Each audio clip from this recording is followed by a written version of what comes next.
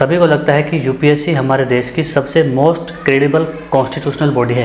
पूजा खेड़कर एक IAS trainee है, 2022 के यूपीएससी में जिसका सिलेक्शन हुआ है। सोशल मीडिया पर उसके वायरल वीडियोज़ को देख करके अब हम सबको ये मालूम पड़ता है कि उन्होंने जो यूपीएससी में सिलेक्शन के लिए क्राइटेरिया होता है उसमें पीडब्ल्यूडी यानी कि पर्सन विद डिसेबिलिटीज कोटा का इस्तेमाल करके उन्होंने आईएएस की रैंक हासिल करी। देश की सबसे बड़ी और सबसे टफ मानी जाने वाली परीक्षा यूपीएससी, जो आईएएस, आईपीएस और आईएफएस जैसी महत्वपूर्ण पोस्ट के साथ साथ कई गेजेटेड पोस्ट के लिए भी रिक्रूटमेंट्स करते हैं। यूपीएससी एक ऐसी क्रेडिबल संस्था है जो कॉन्स्टिट्यूशनल बॉडी है, जिस पर हम सभी को ट्रस्ट होता है कि ये जो भी एग्ज़ाम कराएगी वो पूरे पारदर्शी तरीके से अच्छी तरह से कराए जाएंगे। क्या यूपीएससी में पैसा और नेपोटिज्म चलता है?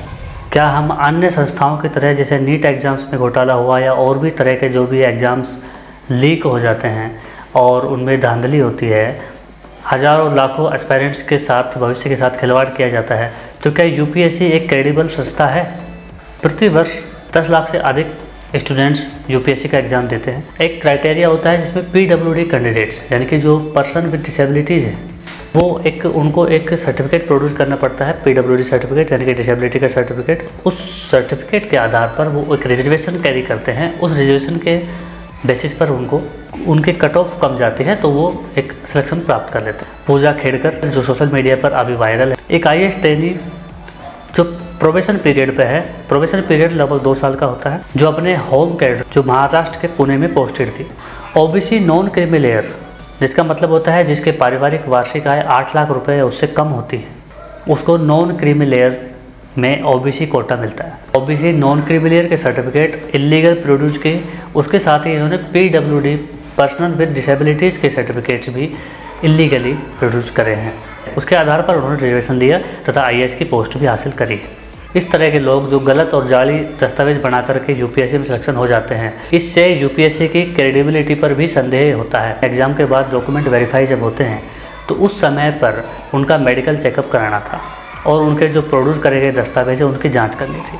मेडिकल कराने के लिए इनको दिल्ली के एम्स में भेजा जाता है, जहाँ पर 5 बार बुलाने पर भी ये कोविड का बहाना और भी कई तरह के, कोविड तो वैसे भी सभी लोगों के लिए कंपनसेशन ही था, कई तरह के बहाने बनाती है लेकिन वहाँ पर नहीं जाती है। कई बार जाती है तो उसके बाद उनको डेट दी जाती है कि एमआरआई कराया जाएगा, लेकिन उस दिन वो एमआरआई के लिए उपलब्ध नहीं होती है, कोई ना कोई बहाना बना देती है। उसके बाद प्राइवेट हॉस्पिटल से अपना मेडिकल करा के उस रिपोर्ट को यूपीएससी में सबमिट कर देती है। हालांकि पर्सनल मेडिकल सर्टिफिकेट्स को खुद प्रोड्यूस करके वहाँ जमा नहीं करा सकते, ये इलीगल होते हैं। इनके फादर भी ब्यूरोक्रेट्स रहे हैं तो इनको ब्यूरोक्रेसी के उन हिडन पाथ्स का पता है, उन सीक्रेट्स का पता है, जिसकी वजह से आप कौन से दस्तावेज कहाँ प्रोड्यूस कर सकते हैं और कैसे वहाँ पे सिलेक्शन प्राप्त किया जाए। यूपीएससी पर एक संदेह ये भी होता है कि यूपीएससी में सिलेक्शन होने वाले कैंडिडेट्स में ज़्यादातर वही लोग क्यों होते हैं जिनके खुद के पेरेंट्स या तो ऑलरेडी ब्यूरोक्रेट्स होते हैं या अच्छी पोस्ट पर होते हैं। ऐसा क्यों होता है? खेड़कर के फादर ने एक इलेक्शन लड़ा था, इलेक्शन में उन्होंने अपनी आय का ब्यौरा दिया था तो उसमें उनकी आय 40 करोड़ रुपए बताई गई।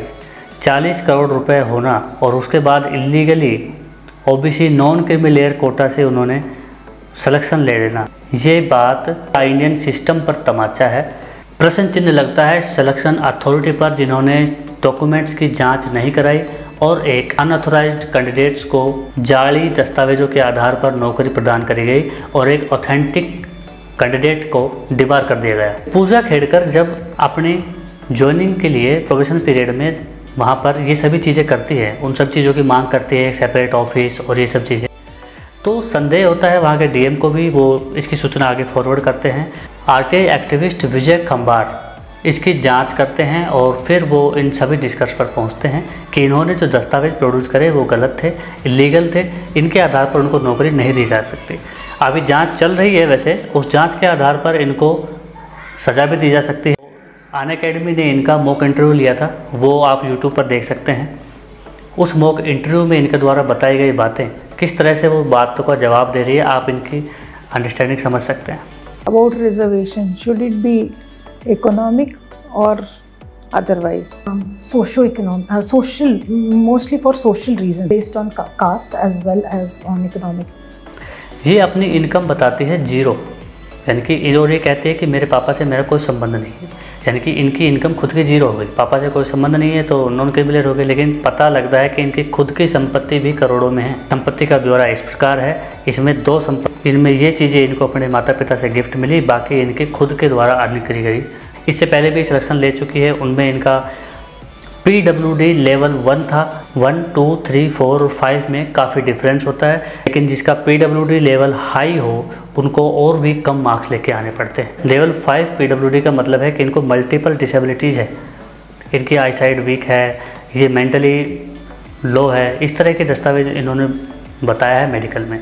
लेकिन जिस तरह से ये जवाब देते नज़र आ रही है, इसका इंटरव्यू आप देखिए, कितने कॉन्शियसनेस के साथ ये उस चीज़ को नेगलेक्ट करने की कोशिश कर रही है, आप इस बात में सुनकर देखिए। हालांकि यूपीएससी जब अपने नोटिफिकेशन जारी करती है, उसमें अगर आप कोई भी दस्तावेज गलत पाया जाता है तो किसी भी स्तर पर आपका कैंडिडेचर ख़त्म करा जा सकता है। जिस तरह से नीट एग्ज़ाम लीक होने की पुख्ता सबूत आपको इंटरनेट पर मिलते हैं, लेकिन उसके बाद भी गवर्नमेंट उस एग्ज़ाम को कैंसिल ना कराने के लिए प्रतिबद्ध है, इसी तरह से नीट स्कैम की तरह यूपीएससी स्कैम हमें देखने को ना मिले, इसके लिए हम यूपीएससी से भी और गवर्नमेंट ऑफ इंडिया से भी इस तरह की एक्टिविटीज़ ना हो, स्ट्रिक्ट एक्शन वो लें, ऐसी हम आशा करते हैं।